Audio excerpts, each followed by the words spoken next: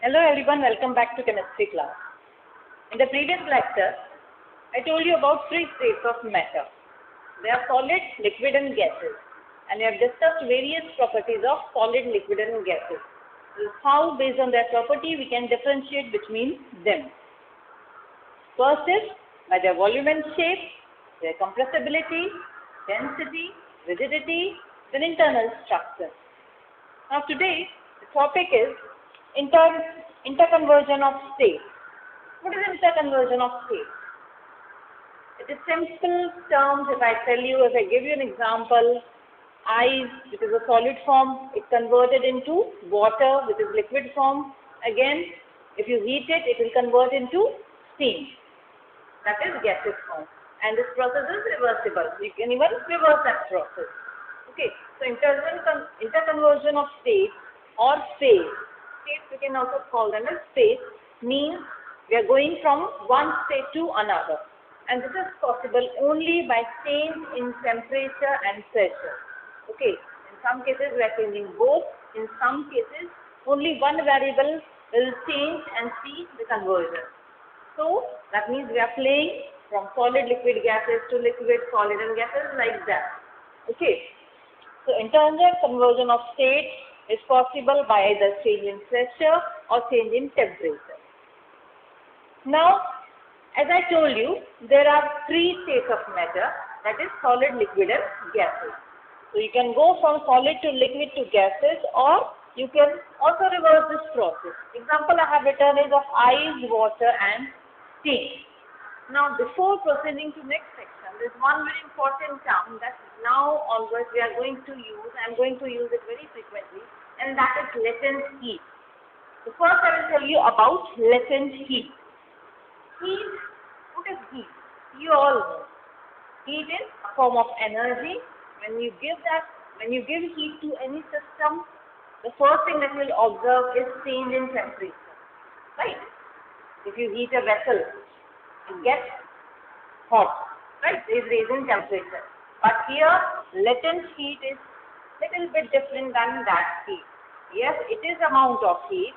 It is also heat energy, but it is given to the system for changing this phase or state, and it is not used in raising the temperature. Okay, so latent. This word means hidden. Hidden heat. Yeah, giving heat to a system, but that heat is not used up in raising temperature, but it is used up in changing phase or changing state.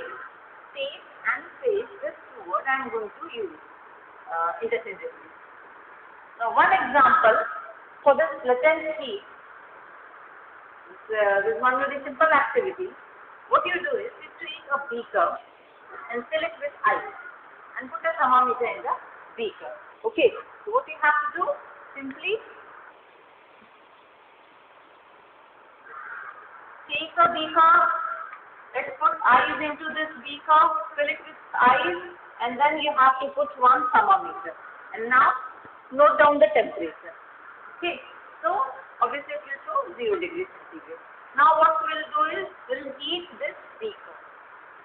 Okay, when you keep on heating this beaker, and after 1 minute, 2 minutes, 3 minutes, you note down the temperature.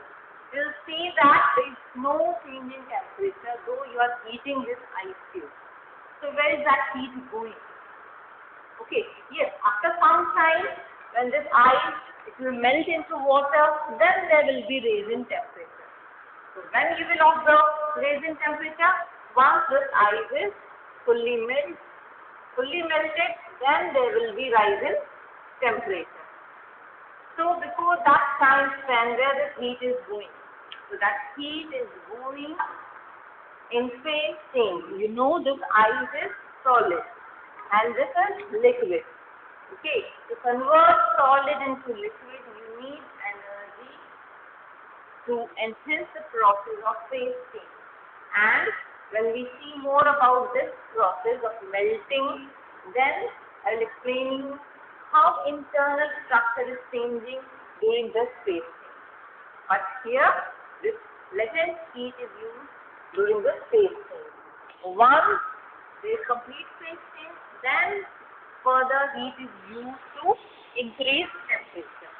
Okay. So let's move to next part of this topic. So you have three states of matter: solid, liquid, and gases. Okay. Interconversion. So between solid and liquid. Now can you tell me the name of the process when solid converted into liquid? Here the example is ice to water. We call it melting. There's one more name is fusion. Okay. So solid, you can see here, when solid, I have put an arrow over here, when solid is converted into liquid, this process is known as melting or fusion. And when liquid is converted into solid, this process is known as solidification. Same if you talk about gases and liquid, when liquid is changed into gases, we call that process as vaporization, forming of vapors. And when gases they converted into liquid, condensation. Okay. Same when gases they directly converted to solid, the process is known as sublimation. And solid to gases, sublimation. Okay, here the name of the two processes is same, sublimation. And these processes we are going to study in detail with examples. And for each process, heat involved here for this phase change is known as latent heat. Like here, it is latent heat of fusion, from solid to liquid. Then here, latent heat of vaporization. Like that, we will study. After this, we will study this all processes in detail. Now, we will see first process, first interconversion. That is from solid to liquid. So let's see, and liquid to solid. As I told you, going from solid to liquid, this process is known as melting or fusion. And going from liquid to solid, this process is known as either solidification or freezing. So let's see. So, going from solid to liquid. Heat involved during phase change here is latent heat of fusion. Okay. Now, what will happen when you apply heat to this solid particle or this solid matter? Okay. Now, you know internal structure of solid. Particles, they are very close to each other. There is large force of attraction and high density. Now, when you start applying heat to this particle, okay, so this particle, they will get energy and they will start vibrating, or you can think as like they start jumping from here to there. Now, because they have strong bond of attraction, when they get energy, they start vibrate, and at a point when the amount of energy that you are giving to this system is more than this force of attraction, this bonding, that particular time this bond will break and this particle they will go apart. Okay, so what will happen when you are applying heat energy to the system? Particles they start vibrating, and at a particular temperature, when at a particular point, not temperature, at a particular point when the force of attraction is less than this given heat energy, this bond will break. And once they will break, they get converted into liquid state. And in liquid state, you know which type of structure you have, where particles are little bit far apart. So they will get converted into liquid. Okay. So here the heat that you are giving is latent heat of fusion. And if you have to write definition of latent heat of fusion, it is amount of heat energy required to convert 1 kg of solid into liquid. Okay, this is the standard definition of latent heat of fusion. Okay, now same like solid to liquid, when we are going from liquid to solid. Okay, before that, different solids they have different melting points. Like for ice, you know 0 degree centigrade, and after that if you give heat energy, it starts melting. Same like iron, if you take, it has melting point of 1200-1300 degrees centigrade.